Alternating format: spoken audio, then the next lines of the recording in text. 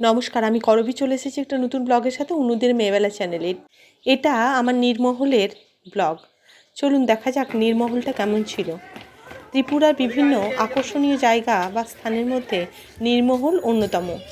তৎকালীন সময়ে ত্রিপুরার রাজা ও রাজবাড়ির বিভিন্ন আকর্ষণীয় রাজমহল আমরা এখানে পরিলক্ষিত করেছি।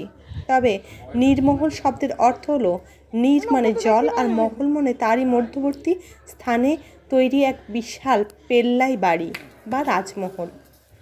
আগেই বলেছি এখানকার প্রকৃতির পরিবেশ ভীষণ সুন্দর। বিস্তীর্ণ এলাকা জুড়ে জলাশয় আর তার মধ্যে গজিয়ে ওঠা পদ্ম এবং শালুকে ভরা গাছের দল, আর তারই মধ্যবর্তী স্থানে একটা বিশাল বড় দ্বীপ, আর এই দ্বীপের মধ্যেই গঠিত একটা বিশাল সাদা চুনসুরকির পেল্লাই রাজমহল। এই রাজমহলের বিভিন্ন স্তরে আমরা বিভিন্ন কারুকার্যমূলক দৃষ্টান্ত দেখেছি বারংবার। তৎকালীন সময়ে রাজারা আমোদ প্রমোদ ও তাদের ভালো থাকার এবং আনন্দে থাকার ইচ্ছা পূরণের জন্য বিভিন্ন জায়গায় বিভিন্ন মহল্লা বানাতেন এবং সেটাই ছিল তাদের আনন্দ উপভোগের একমাত্র স্থান। যাই হোক, এই মহলটার প্রত্যেকটি সিঁড়ি ছিল খুবই সরু। উপরের অংশ দেখার পর আমরা যখন নিচের দিকে নেমে আসলাম, দেখুন নিচের দিকটা সুন্দর ডেকোরেশন করা, মাঝে মাঝে সবুজের সমারোহ এবং ছোট্ট ছোট্ট গাছ দিয়ে সুন্দর করে ডেকোরেশন করা, এবং তার মধ্যে দিয়ে বয়ে গেছে বেশ সুন্দর সাদা রঙের রাস্তা।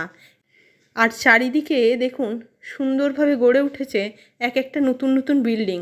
এই বিল্ডিংয়ের চূড়াগুলো অনেকটা মসজিদের চূড়ার মতো। যাই হোক, চারিদিকটাই এরকম খণ্ড খণ্ড চূড়ার মধ্যবর্তী স্থানে এই সুন্দর পেল্লাই উঠোন এবং সেখানে সুন্দরভাবে গাছ দিয়ে ডেকোরেশন করা। এখানের এমন সুন্দর পরিবেশে আমার বড় মেয়ে বেশ কয়েকটা ফটোশ্যুট করে নিয়েছিল। যাই হোক, এই নীরমহলের সুন্দর দৃশ্য উপভোগের পর আমরা আবারও চলে গেলাম প্যালেসের ঠিক বাঁ দিকে। এদিকে একটি বড় কুয়ো রয়েছে এবং কুয়োতে এখন জল যদিও শূন্য, তবুও এখানের ছাদের ওপরে দেখুন সুন্দরভাবে গাছ বসানোর এক সুন্দর সিস্টেম রয়েছে, যা দেখে সত্যিই আমি অবাক হয়েছিলাম। এখানকার গাছগুলো যদিও পাতাবাহার, তবু এর পরিধি এবং আয়তন দেখুন এক অবিশ্বাস্যকর। আর এই রং বেরঙের গাছের মধ্যে এমন সুন্দর একটা পরিবেশ রচনা হয়েছিল যা এই দিকের প্যাসেজটাকে সত্যি মনোময় এবং মুগ্ধকর করে তুলেছিল। এই সমস্ত দৃশ্য দেখার পর আমরা আবারও এগিয়ে চললাম